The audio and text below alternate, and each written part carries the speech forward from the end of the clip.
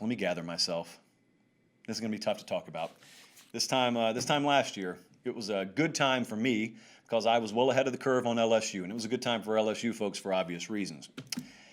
There were two themes around LSU football coming into this year. The first theme was that of the house money swagger, the mood tracker we did, and we talked about the house money swagger that you have when you just won a title. And even if everything falls off a cliff this year, we got the title. And here was the second theme that really coincided with the first theme that made it okay. Everything will be back to normal in 2021, right? It's basically a hangover philosophy, except it's going to last a whole year. But even if it lasts a whole year, that's it. When we bring in the new year, it'll be out with the hangover. There was one fear, and it's always been tucked away in the very, very back of even the most hardcore LSU fans' mind.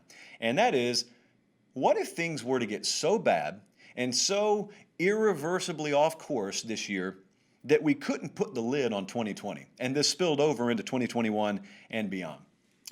And it's happening right now, right before your eyes. So let me take you back to the beginning of the year. We had a lot of drama in the offseason with LSU, but then we finally got to the season. And what people hoped, and I'm chief among you, what people hoped was you'd kind of stretch your chest out and you'd hit that finish line, and once we got into the season, things would be okay. They'd just figure themselves out. Still going to have a more talented roster, even with the opt-outs and the draft departures than most of the teams we play, especially this team we're playing in week one, right? Mississippi State comes into town, double-digit favorite against them, and they smoked LSU. And afterwards, my take on that was the reason LSU lost is not so much because Mississippi State's about to rewrite the record books down here, which is what some folks thought. I mean, some folks were talking Heisman with KJ Costello and Coach of the Year with Mike Leach. Well, that's all subsided. You notice that? But guess what hasn't subsided? What I thought about LSU after that game. I came on here, and some of you disagreed, and that was fine, but I said the reason that team at home lost is that's not a football team. They don't look like a football team. Now, my philosophy there and my assumption was kind of this generational confluence of events that happened. Part of it was the draft, obviously. Part of it was COVID, taking away spring. Part of it was the wave of opt-outs that LSU saw. You had some social unrest behind the scenes down there that some programs handled a whole lot better than others. And then also you had personal stuff going on in Orgeron's life. So you can say that other programs had to deal with that. Well, yeah, to varying degrees. I don't think they all dealt with the confluence that LSU dealt with. And so it all comes together.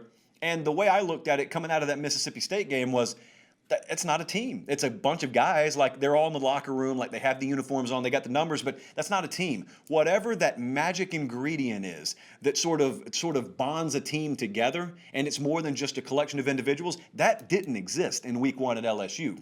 So then my next question was, there's still talent here, so what week is it going to happen? How deep into the season are we going to have to get before LSU is a team? The answer is it was never going to happen. It never occurred. At no point this year did LSU hit stride.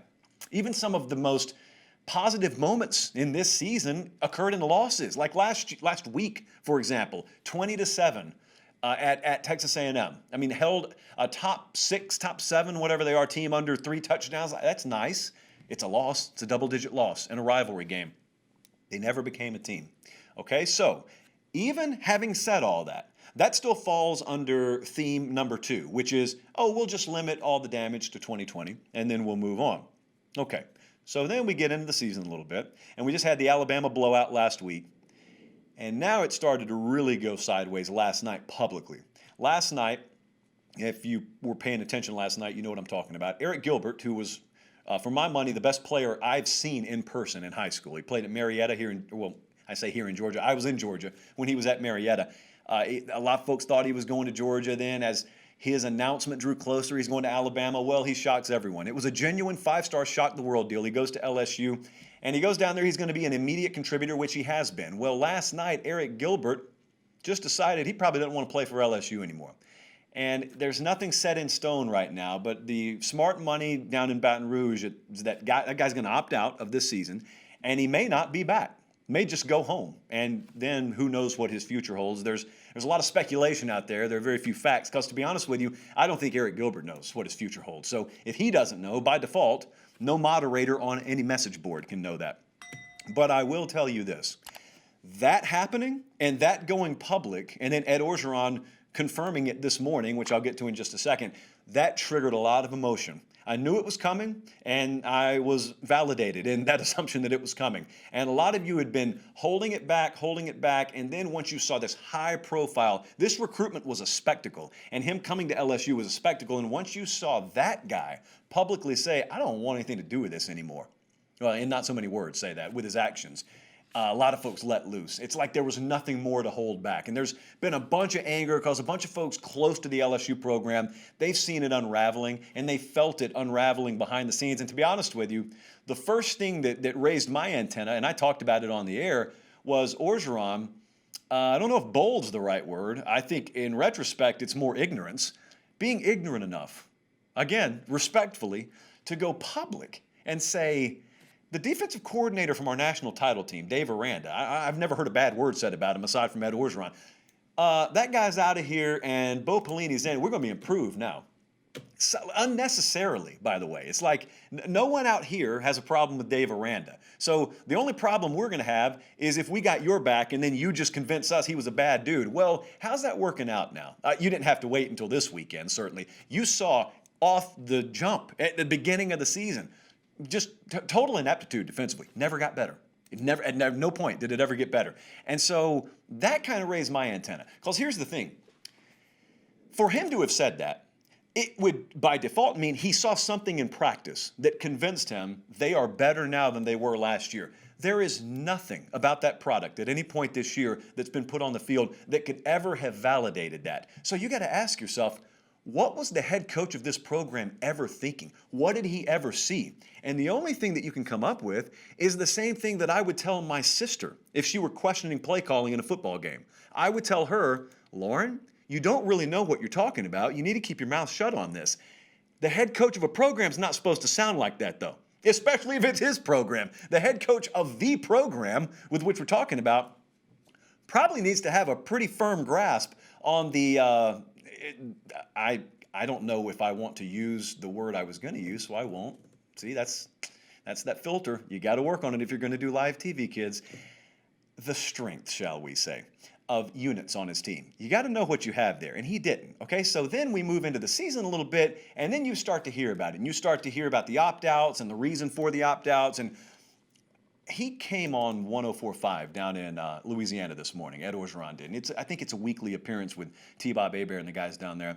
And he shot all this down. And I don't buy it for a second, for the record. Ed Orgeron telling you, or telling them, and then through them telling us, no, it's not really a big deal. You know, it's overblown. I don't get the sense at all that there's been any kind of dissension, any kind of disconnect. Well, here's the thing. If he's the reason for the disconnect, he'd probably be the last person in the world to ever acknowledge it, wouldn't he? I think that stands to reason. So the root of the issue here is culture. A lot of folks think this is coach speak or this is just cliches. No, it's everything a program's built on. It's culture. And here's the problem, as it turns out. Culture is cultivated and is a reflection of leadership. Ed Orgeron's not a defensive specialist. Ed Orgeron is not an offensive specialist. Ed Orgeron is supposed to be a culture specialist. If the culture sucks, who's it going to fall on? He knows. Ed Orgeron knows. He's not going to go on a radio show and admit it. He knows whose plate it falls on. You've got virtually no respect from a portion of that roster for things that have happened earlier this year. Staffers, I've been told, very concerned behind the scenes, but also kind of feeling alienated as if, you know, what am I going to do? Speak up? I don't want to speak up. What's going to happen to me if I speak up around here? Roster mismanagement has been a crippling issue for this team. I would encourage you, after the show, to go over to Go247, Geaux 247, and check out Shay Dixon's piece just about the LSU roster. Don't even concern yourself with anything else. Just look at the details about their scholarship numbers. Because, see, here's the problem. Well, one of many. I keep saying the problem. One of many problems at LSU right now is when Eric Gilbert threatens to opt out, oh, it's a big deal. And Ed Orgeron runs to the nearest radio show and he says, I'm talking to him. I'm trying to convince him to stay.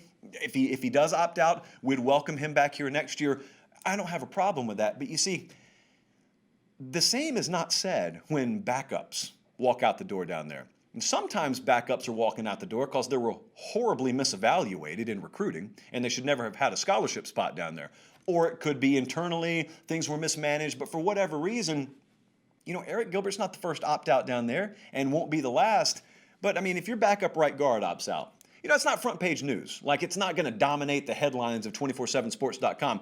But you know what you don't get back from that spot any more than you do if Gilbert opts out? You don't just immediately get that roster spot back. And if it happens once or twice, that's okay. But you ask any player personnel guy or girl out there, you start having wave after wave of these things happening, you don't rectify that. It's not like you say, oh, screw it. In December, we'll sign 32. It's in 2005. It's not meat market anymore. You can't go out there like you did at Ole Miss and just oversign and immediately over the span of 1 to 2 classes, we're going to fix our roster problems. They got, I think the count was 66 scholarship players right now. The cap's 85. Most programs like to float between 75, 85, closer to 85. They're not close. And they can only sign 25 per class. They got a problem right now. And that's before any other opt-outs happen. I know there are rumors, nothing confirmed so far, but there are a lot of issues here. And so I go back to this main point. I don't know that this is something that has a lid put on it in 2020. Because new hires don't solve this. If it's a culture problem, then that stems from leadership. It's a soil issue, in other words.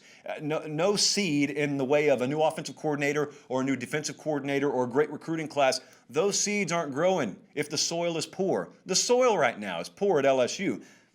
What's the solution? I have no idea. Because really, when we're honest with ourselves, the only true solution is not even something we can speak out loud right now. Outside of just off-field scandal at a magnitude the likes of which we haven't seen, who knows what the future holds. Outside of that, I mean, you and I both know that's not happening immediately. So I wish I had answers for you, but I will tell you I'm observing the same thing you are, and I feel the same way you do.